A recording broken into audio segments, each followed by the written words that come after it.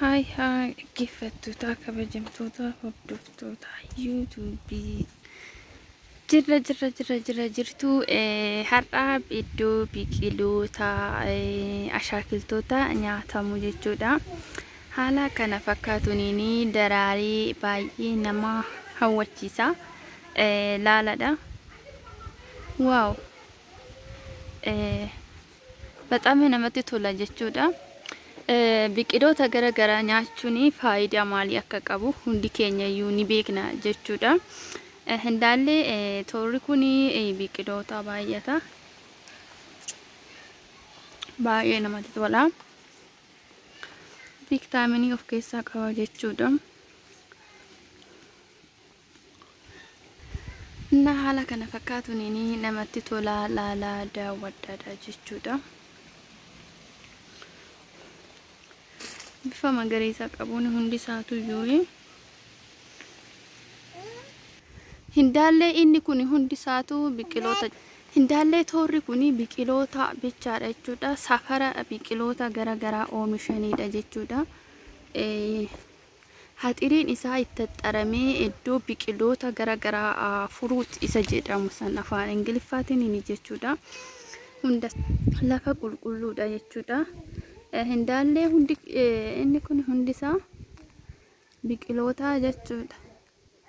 Bexaam namatti tola, nama hawwata. Hundi isaatu biqiloota. Inni kun illee hundi isaa biqiloota jechuudha. Amma hundi isaatu biqiloota jechuudha. Amma isa kana keessaa yoo ilaaltan jechuudha. Bifa kana fakkaatuun hundi isaatu jechuudha. Bifa baay'ee namatti toluun biqiloonni kan sooratamu qaama keenyaaf faayidaa guddaa qaba. Biqiloota garaagaraa innaa soorannu bifa kana fakkaatuun bifa bareedaa qabuun hundi isaatiyyuu kan akkatti jiru jechuudha. Biqiloota garaagaraa soorachuun viitaaminoota hedduu qaama keenyaaf arganna jechuudha. Bifa bareedaa qabu kanaan jechuudha. Nuti biqiloota garaagaraa kan soorannu biqiloonni qaama keenyaa fi faayidoota hedduu fi viitaaminoota hedduudha kan of keessaa qabu jechuudha. Osoo biqiloonni kun Itoophiyaa keessatti haalli oomisha isaa kan beeknu ta'ee sooranne baay'ee faayidaa guddaa qaba jechuudha.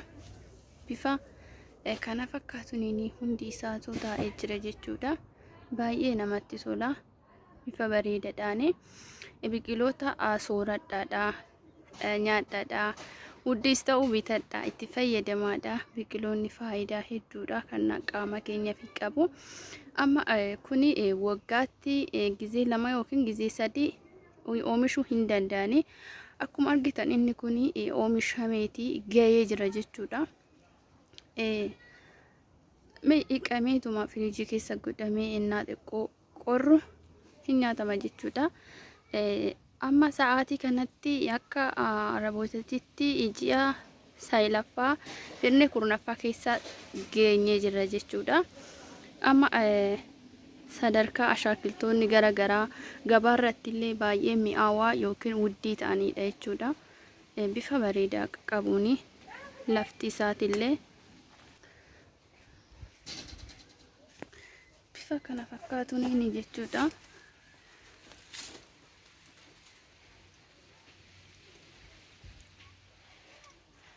Afaan Arabiffaatiin aanabidha. Afaan Oromootiin immoo biqiloota osoo hin bilchaatin akka shankoora fakkeenyaaf amma nuti Itoophiyaa keessatti shankoora hin nyaanna miti. Kun immoo akka biqilootaatti sa'aatii barbaadde kan nyaatamu jechuudha. Yoo argitan bifa bareedaa kanaan kan qophaa'ee jiru jechuudha. Kana qofa osoo hin taane hedduudha jechuudha.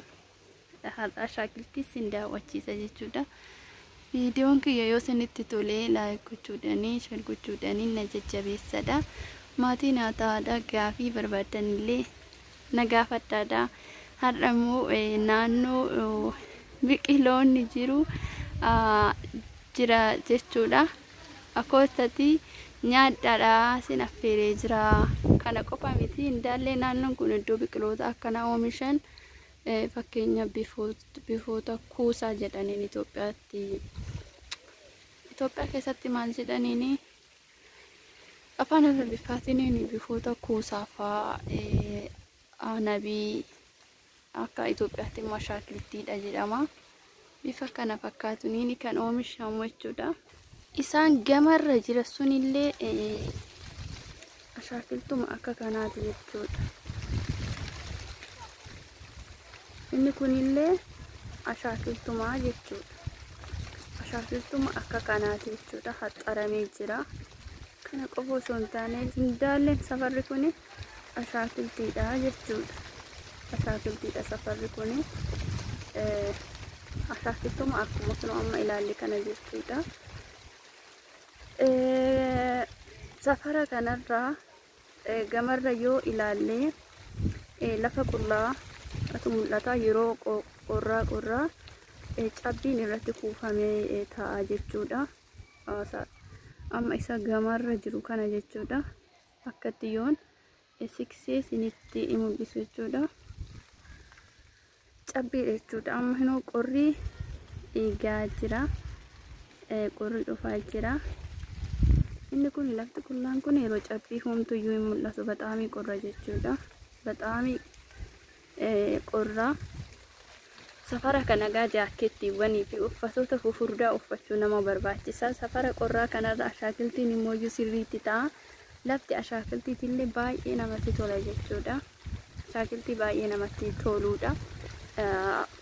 Kuusaa aanabii wantoota akka tabbal minamina fa'aa kan hojjetamu asirraa jechuudha kan oomishamu. Innaa kana fakkaata jechuudha. Kanarraa daawwannee jirru. Innaa viidiyoon kun yoo isinitti tolee laayik sheer godhaan na jajjabeessaa. Waan gaaffii isinitti ta'ellee na gaafadhaa. Asumaanillee koottati sooradhaadha. Soorachaan jira jechuudha. Miicamuus qabu rakkoo hin miicama garuu miicamuus baatu rakkoo homayyuu hin qabu. Lafarraa olii jira xuraawaa mootii garuu ashaakiltoota kamiyyuu yennaa soorannu dirqama ashaakiltiin miicamuu qaba jechuudha. Zafazafamee daqiiqaa 5 hanga 15 hanga 11 filatamaadha jechuudha. Garuu inni kun lafarraa osoo hin taane gara oliititti shiboodhaan xaxxalafamee akka lafa hin geenye haala qulqulluu ta'een jira waan ta'eef innaa sooradhus rakkoo hin qabu jechuudha.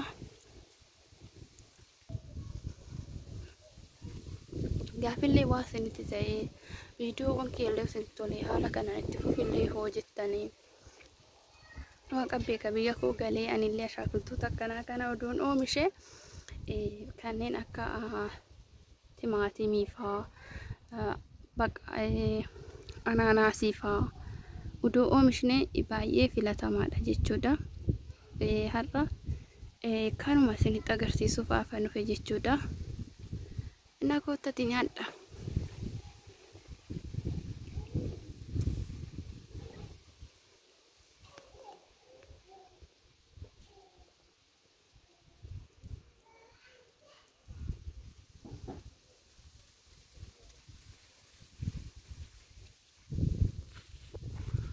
Kan akka tiffee haa jedhaniin afaan Arabiffaatiin inni sunillee hin oomishama jechuudha.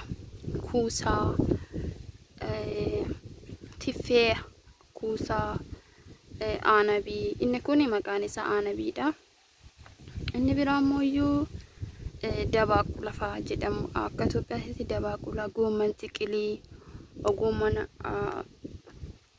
manfuufii yookiin xiqil goommanii wantoota hedduudha kan oomishamu jechuudha. Safarri kun indaalleen biqiloota namoonni ala bahaniiti yoo xiqqaa soorratan asumaa muratanii soorratanii. Innaa viidiyoo naan hojjedhe har'a kana fakkaata. Sheer komantii gochuun na jajjabeessadha. Guyyaa biraa immoo viidiyoo biraatiin deebi'ee nan dhufa. Yaada keessan komantii irratti naaf eechisaadha. Viidiyoon irra hojjedhe kana fakkaata. Gaafillee qabaattan na gaafadhaadha. dhaggeeffattoota kabajamtoota kooti.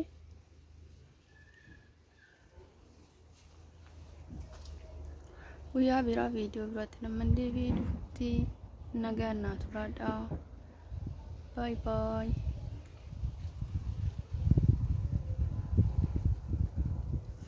Amma isa tokko irratti oduu baay'isanii hin jedhin. Dura baay'isanii hin jedhin garuu isa tokko irratti hangam tokko amma inni baattatee jiru. Hangam inni kun kophaasaa jechuun namni tokkichi nyaata fixu. Hangam tokko akka irra jiru jechuudha. Akka firee boqqolloo nama biyya keenya yoo faca'e tokkicha irraa nyaatanii dhuman jechuudha. Inni guyyaa biraa amma deebi'ee dhufutti bye bye.